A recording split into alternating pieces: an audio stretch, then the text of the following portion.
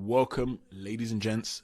Hit that like button, subscribe button, and notifications button, and let's talk boxing. Let's start off talking about the unified heavyweight champion of the world, Anthony Joshua. He gave an interview to BBC 5 Live on the Boxing Podcast, and he was asked about his legacy. Does he need Tyson Fury in order to solidify his legacy in the sport? Now, usually fighters will tend to say, I don't need him, he needs me, I've already solidified my legacy, I'm the unified heavyweight champ, and so on and so forth. To Anthony Joshua's credit, that's not what he said. He said, do I need Tyson Fury on my record? I need it. We need it for boxing. It's what we all need. I need it. Come on. Let's see how good I am. He's almost challenging Tyson Fury to prove himself against him. And that's what you want to hear from the heavyweight champion of the world. If he's even got one belt, even if he's got none, you want him to prove that he's the best in the division. Any heavyweight in the sport, that needs to be the aim, to prove that you are the best. Now, Tyson Fury has also been talking about Anthony Joshua. And again, this is what you want to see. You want to see a war of words.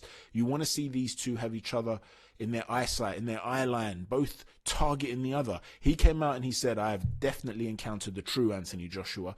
He told this to Queensbury's The Lowdown, by the way. He said he's not a nice person. He's a sort of bully. He's someone who thought he was going to put up the bluff on me.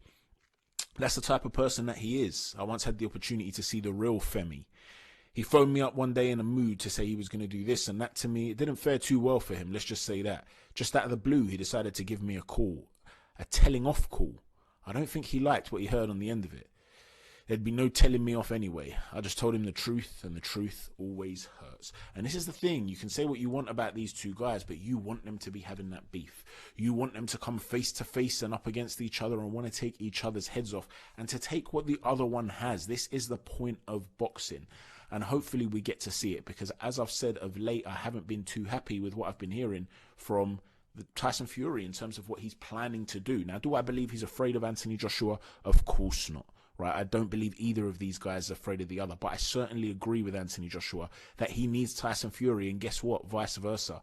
If you want to solidify your legacy in the sport, when you are at the level that they're at, then you have to overcome the obstacle of the other elite level heavyweight from your home nation. It's just inexcusable if these two don't fight. It's one thing that we never got Kell Brook and Amir Khan. This is a different level.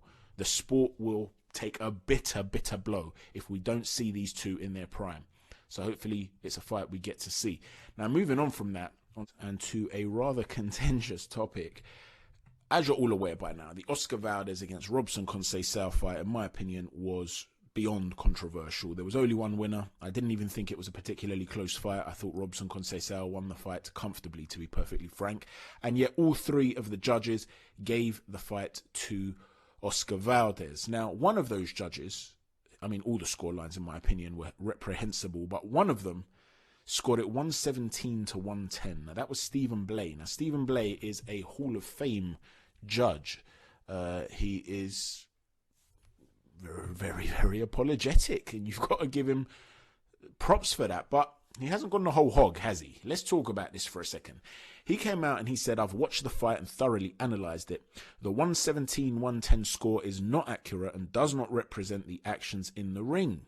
This was in an open letter. He said, I feel I have let down my federation, the NABF, my organisation, the WBC, and most importantly, our sport and the fighters inside the ring. Now, he goes on to explain that there were a couple of reasons that this occurred. First and foremost, he felt that he should have given 10-10 scores in two of the rounds where there was not a clear winner, because instead, and this was the second mistake he made, the refusal to give that 10-10, he gave those to the champion, giving him the benefit in the close actions. Now, obviously, this goes against the rules. You score a fight. This idea, you know, this old phrase in boxing, you've got to take the belt from the champion. That's rubbish. That doesn't exist in boxing. Okay, you either win or you don't win. You don't see that in football. You know, you're playing a World Cup final and you're playing the holders and you've got to beat them by 2 goals instead of 1 just because, you know, you've got to take it from the champion. It doesn't work like that. It's a fight on the night. Who wins the most rounds? So he's been apologetic. However, when I say he doesn't go the whole hog, he says that he felt, or having watched it again on TV, that it was 115-112 or 114-113 to Oscar Valdez. In other words, what he's done is aligned himself with the other two judges. Now, had I seen 3 judges score the fight 115, 112 in favor of Oscar Valdez, I still would have been furious at the judging. But you see, what happens is, in this sort of scenario, you camouflage yourself and split the responsibility with the other judges. Oscar Valdez did not win this fight. I'm sorry, I don't care what anybody says. Conceicao outlanded Valdez in 11 of the 12 rounds according to CompuBox. He outlanded him in jabs, and he also outlanded him in power punches. In the one of the 12 rounds where he didn't outland him, according to CompuBox, they landed 7 punches each in that round. So in not a single round, according to, like I said, CompuBox, which is not perfect, but it does give you a rough guide, Oscar Valdez did not outland Robson Conceicao in any round. Now, apart from that, we also hear, yeah, but this isn't amateur boxing anymore. This is what a very well-established journalist, who is actually not a bad boxing journalist, to be fair to him, but I'm not going to mention his name because I'm critical of him right now, so it's not fair. I don't want to do that. But this particular guy said that's how you would score it in an amateur system, as to who's landing more. In other words, he seems to be suggesting that these were just glove punches, essentially, nothing on them. You know, you're just touching the guy and you're not really scoring anything significant as a result of that. But the reality is very different, isn't it? Because we saw that Oscar Valdez's face was a complete mess at the end of the fight. This wasn't a case of a guy barely touching Oscar Valdez, and it was just, you know, I'm getting a scoring point like I would in the Olympic Games. He was busting up his face. Now, when I said this on Twitter, Al Bernstein messaged and said, I'm with you. He agreed with me. The great Al Bernstein. Now, I'm also going to read you a comment from somebody called Sid Nee on the Boxing Scene forums, because it's something I want you guys to think about. I'm not making this accusation, and he's just speculating, of course, but it is something to consider. He says, it is not incompetence, it is intentional corruption. It always falls in favor of the American or the Mexican, never the overseas fighter. Incompetence would have the results going either way over the years. It does not. It goes the same way every time. This is done with intent. None of this is a mistake. Now, he's right that if it's incompetence, if it was a toss of the coin, why do you always see it go to the A side? Think about that.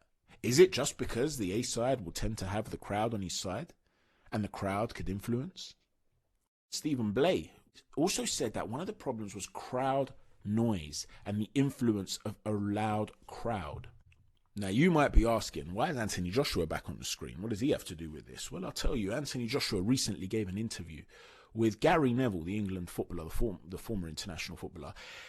And Gary Neville was asking him about a whole bunch of boxing-related topics, and Anthony was talking, and one of the things they covered is boxing scoring. And Gary Neville suggested, wouldn't it be better if you had open scoring? And Anthony Joshua agreed. Yeah, we have it in the Olympics. Why not? Why shouldn't guys know if you're 5 rounds to 1 down, you know you need a knockout, you can change your tactics? Why wouldn't this be good for the sport?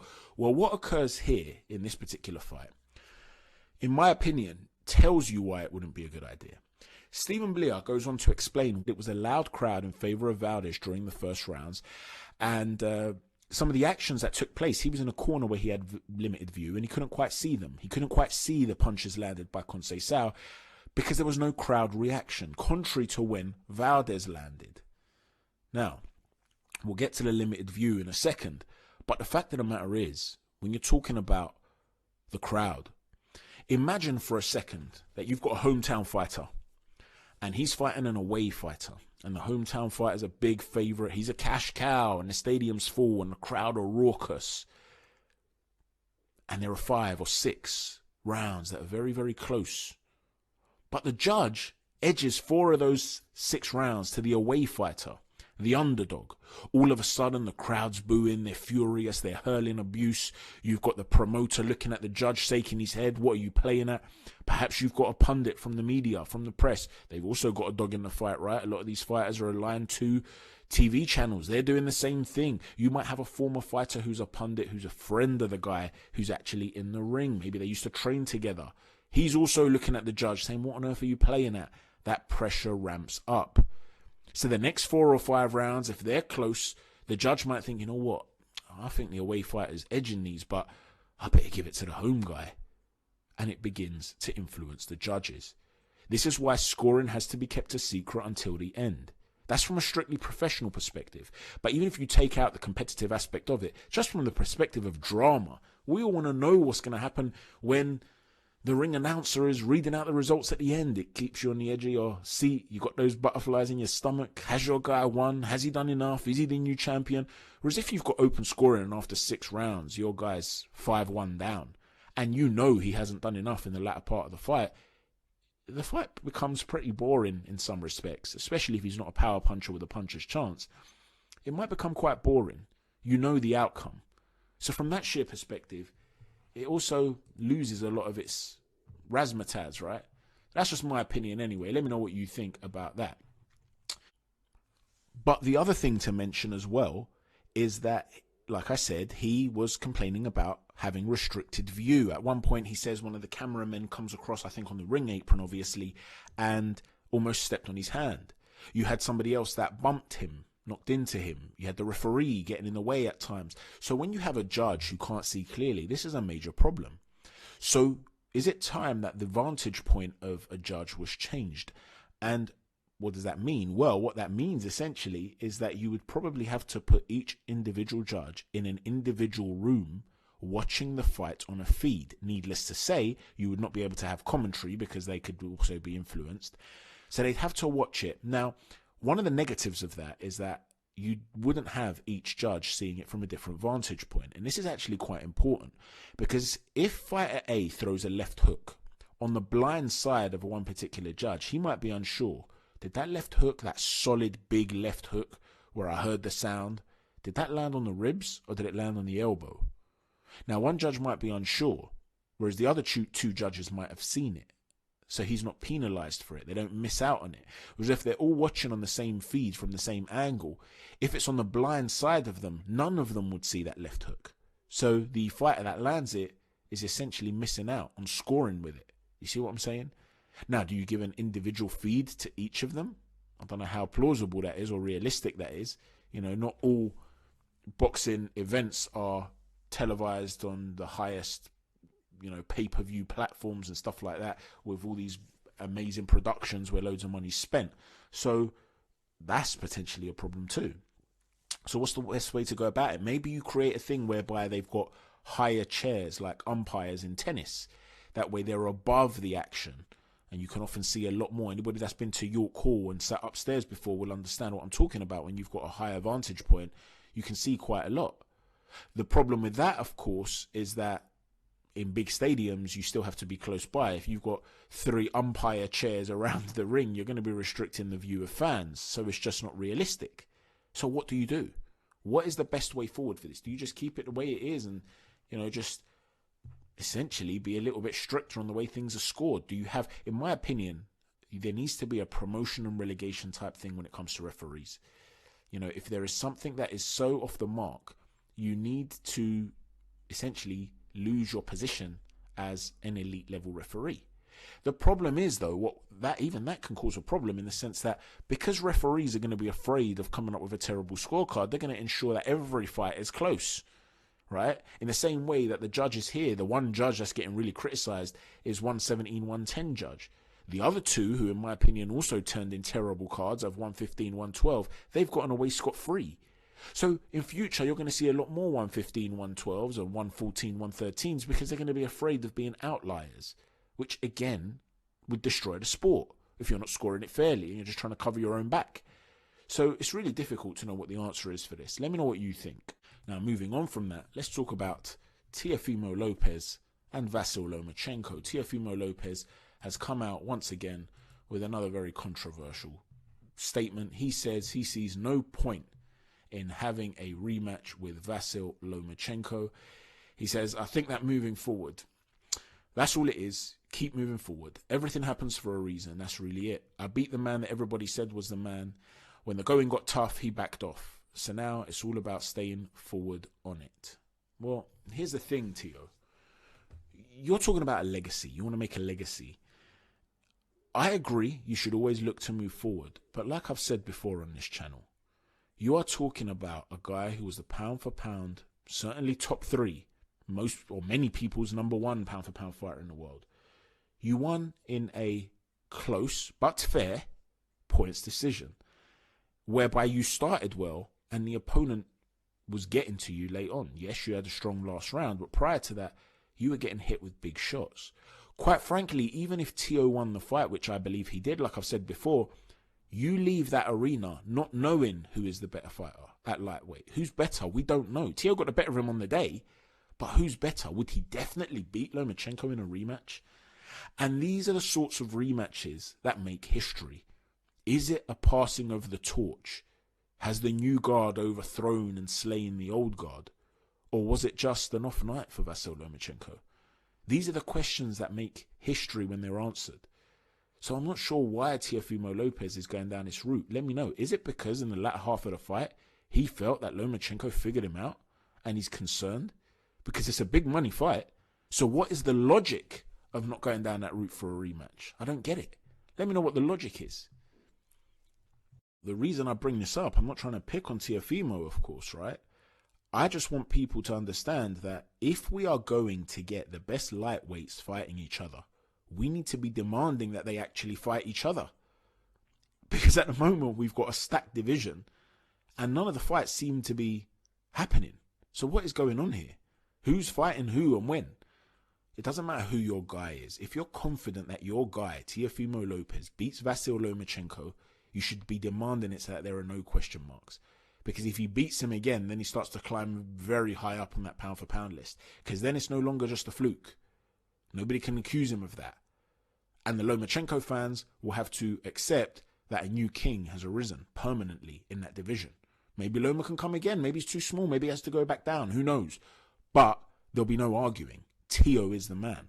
Whereas now there are question marks. And then when you have these two and you want to establish who's the king of these two, you've then got other guys like Devin Haney who are waiting in the wings. Well, then you want to know who wins between them. So all this thing about, moving forward to what? Progression is about proving you're the best. It's about domination. Moving on doesn't mean moving forward necessarily. So this is a fight I would love to see again. I'm sure most of the people here would. Let me know if you're one of those people who thinks this is just an excuse. And if it is an excuse, what I mean is an excuse not to fight Loma. What is the purpose of it? Because it's a big money fight, so we know it's not the finances. What is the purpose? Is he afraid? Did he think, you know what, the second half of that fight, Loma figured me out? Is that what it was? Let me know what you think. Moving on from that, a fight has been announced for the Bridgerweight title. Personally, I don't like Bridgerweight at all. I don't like the idea of it. I've spoken in the past. It seems to suggest as though the current smaller heavyweights cannot compete with the bigger heavyweights, which I don't believe necessarily to be true. Yes, some of those bigger heavyweights have an exceptional set of skills that enables them to use their size and the ability to move around the ring, which is a fantastic marriage to have. But then what you're basically saying is if you need a new division because these guys simply cannot compete, the smaller heavyweight cannot possibly overthrow a guy 3 inches taller than him and a little bit heavier than him, then what you're saying is that the great fighters of the past wouldn't have been able to compete today either. Muhammad Ali, George Foreman, so on and so forth. So what message is that sending to the heavyweight division? Nonetheless, Bryant Jennings against Oscar Rivas is a terrific fight. And I'm happy to be seeing it again because Bryant Jennings was utterly dominant in the last fight. And Oscar Rivas, being that little pocket rocket that he is, kaboom as he's known, certainly landed that kaboom shot and changed the course of the fight.